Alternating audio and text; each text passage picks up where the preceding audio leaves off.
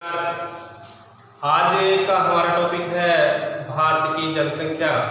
भारत में सर्वप्रथम जनगणना है जो कब हुई और नियमित रूप से भारत में जनगणना कब हुई थी, और 2011 की बात करते हैं तो भारत में अब तक कितनी बार जनगणना हो चुकी है, और स्वतंत्रता के बाद में है जो अब तक के कितनी बार जनगणना हो चुकी है, और भारत के प्रथम जनगणना आयुक्त कौन थे, और वर्तमान में जनगणना आयुक्त कौन है। सर्वप्रथम भारत में सर्वप्रथम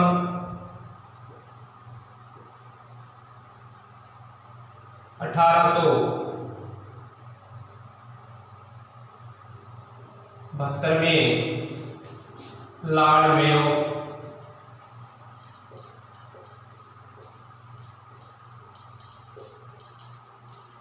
किसकी काल में हुई थी सर?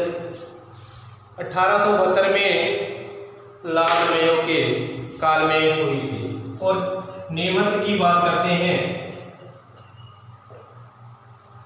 1881 में लॉर्ड रिपन के काल में हुई थी।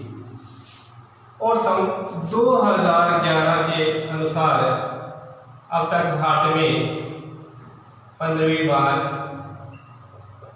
जनगणना हो चुकी है। और स्वतंत्रता के बाद की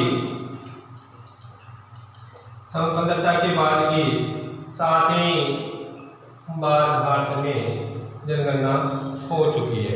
और प्रथम जनगणना आयुक्त भारत के कौन थे? प्रथम जनगणना आयुक्त W क्लॉडेल थे। और वर्तमान की बात करते हैं, वर्तमान में डॉक्टर सी चंद्रमौली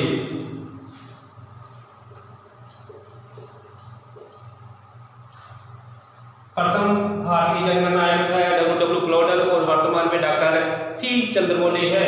और भारत में 2001 में जनसंख्या थी 102.8 करोड़, और 2011 में बढ़कर 121.05 करोड़ होगी। 2001 में 102.8 करोड़ और 2011 में बढ़कर है तो 121.05 करोड़ जनसंख्या हो गई है, जिसमें पुरुषों की जनसंख्या कितनी है और महिलाओं की जनसंख्या है जो कितनी है। पुरुषों की बात करते हैं, पुरुषों की संख्या 62.32 करोड़,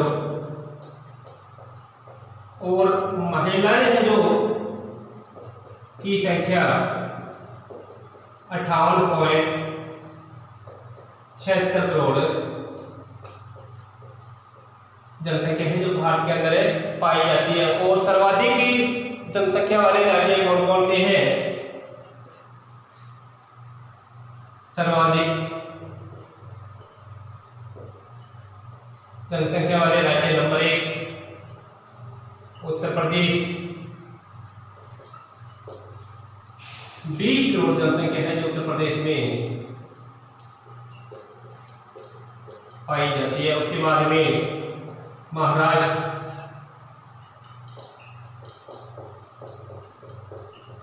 महाराष्ट्र में है 11 करोड़, और उसके बाद में है बिहार, बिहार में है जनसंख्या लगभग 10 करोड़ पाई जाती है। और न्यूनतम की बात करते हैं,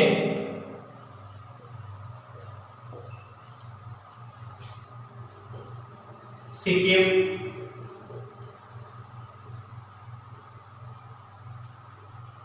सिक्किम में है जो 6 लाख जनसंख्या पाई जाती है। और में है याद हो जाएगा। मिजोरम में जो जनसंख्या है 10 लाख जनसंख्या पाई जाती है। और इसकी बाद में बात करते हैं केंद्र शासित प्रदेश। केंद्र शासित प्रदेशों में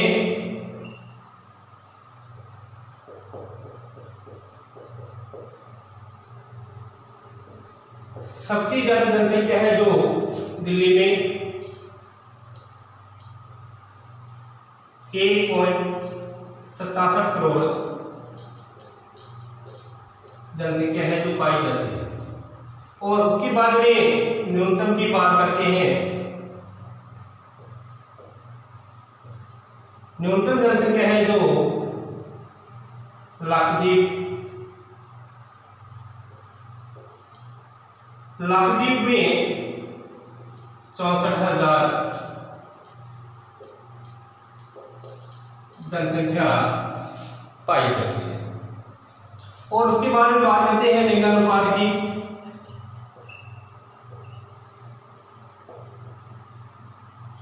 लिंगानुपात से क्या तात्पर्य है?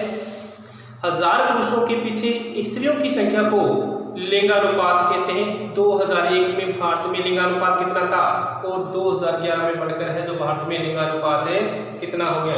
2001 की बात करते हैं 933 और 2011 में बढ़कर 940 लिंगानुपात हो गया। दोनों में अंतर है 7 का। कई बार एग्जाम के अंदर पूछ लिया जाता है 2001 और 2011 में लिंगानुपात का कितना अंतर है, तो 7 का। सर्वाधिक लिंगानुपात की बात करते हैं। सबसे ज्यादा लिंगानुपात है केरल का 1084 और उसके बाद में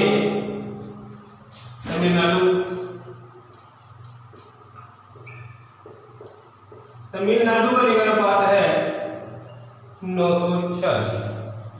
सर्वाधिक लिंगानुपात है किस राज्य में पाया जाता है सर? केरल में 1084 और उसके बाद में तमिलनाडु में 996। और न्यूनतम की बात करते हैं। न्यूनतम लिंगानुपात है जो हरियाणा के अंदर 879। उसके बाद में है जम्मू कश्मीर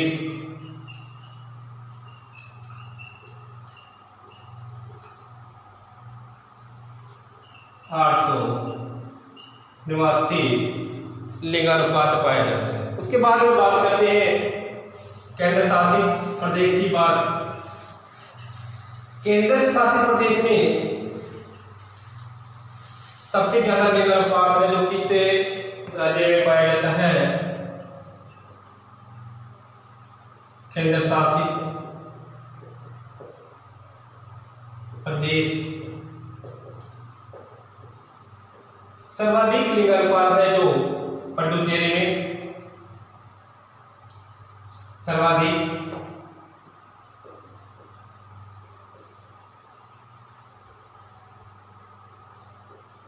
पुडुचेरी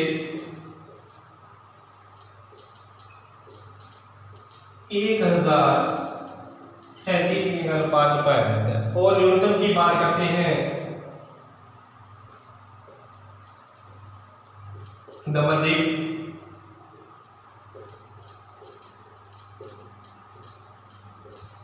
618 लिंगानुपात पाया जाता है।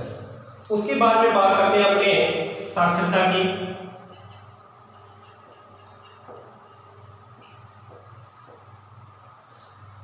साक्षरता से क्या तात्पर्य है?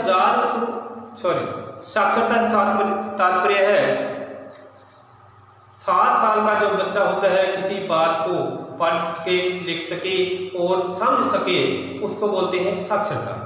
साक्षरता से क्या तात्पर्य हुआ? जो 7 साल का बच्चा है किसी बात को समझ सके या लिख सके उसको बोलते हैं साक्षरता। और 2001 में कितनी साक्षरता थी और 2011 में बढ़कर कितनी साक्षरता होगी? 2001 की बात करते हैं 64.8% साक्षरता थी और 2011 में बढ़कर हो गई है 74.4%। सर्वाधिक साक्षरता वाले राज्यों की बात की जाती है। सर्वाधिक साक्षरता केरल में 94% और उसके बाद में मिजोरम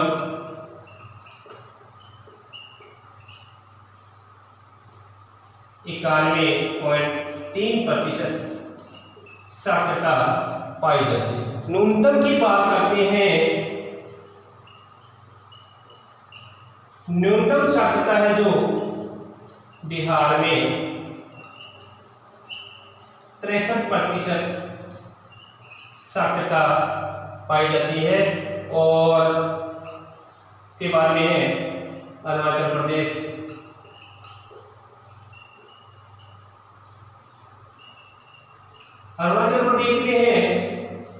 65% साक्षरता पाई जाती है। उसके बाद में बात करते हैं केंद्र शासित प्रदेशों की।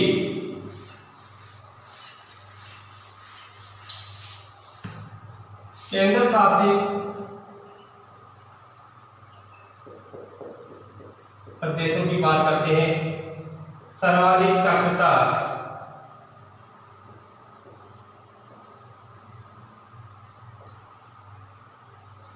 लक्षद्वीप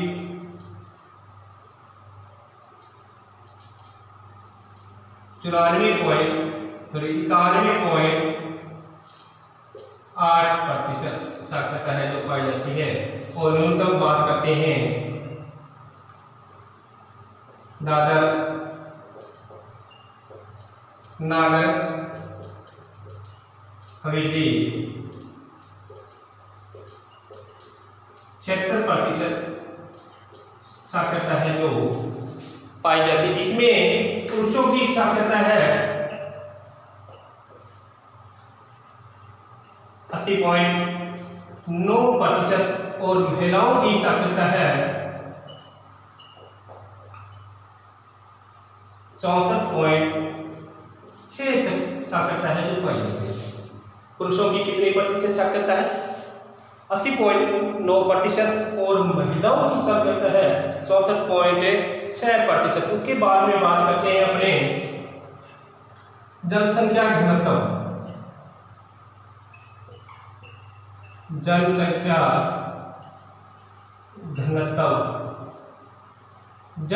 घनत्व से क्या तात्पर्य है? प्रति वर्ग किलोमीटर में निवास करने वाले लोगों की संख्या को जनसंख्या घनत्व कहा जाता है। जनसंख्या घनत्व से क्या तात्पर्य हुआ? प्रति वर्ग किलोमीटर में निवास करने वाले लोगों की संख्या को जनसंख्या घनत्व कहते हैं। 2001 में जनसंख्या घनत्व था 325 और 2011 में बढ़कर हो गया है 382। 2001 की बात करते हैं 2001 में 325 था और 2011 में बढ़कर कितना हो गया है 382। उसके बाद में बात करते हैं सर्वाधिक साक्षरता वाले राज्य। सर्वाधिक जनसंख्या घनत्व वाला राज्य कौन सा है? सर्वाधिक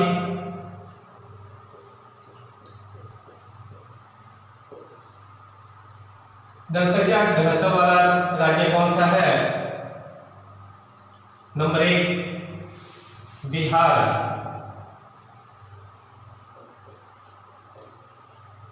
बिहार में जनसंख्या घनत्व है 1102 जनसंख्या पाया जाता है। सर्वाधिक जनसंख्या घनत्व की बात करते हैं। सर्वाधिक है जो बिहार में जनसंख्या घनत्व पाया जाता है। और न्यूनतम की बात करते हैं अरुणाचल प्रदेश, किसका? अरुणाचल प्रदेश 17 प्रति वर्ग किलोमीटर। सर्वाधिक बात करते हैं तो बिहार का 1102 जनसंख्या घनत्व पाया जाता है, और न्यूनतम की बात करते हैं तो अरुणाचल प्रदेश का 17 प्रति वर्ग किलोमीटर जनसंख्या घनत्व पाया जाता है। और केंद्र शासित प्रदेश की बात करते हैं तो सर्वाधिक जनसंख्या घनत्व है जो किस राज्य का है, और न्यूनतम है जो जनसंख्या घनत्व किस राज्य का है। केंद्र शासित प्रदेश की बात करते हैं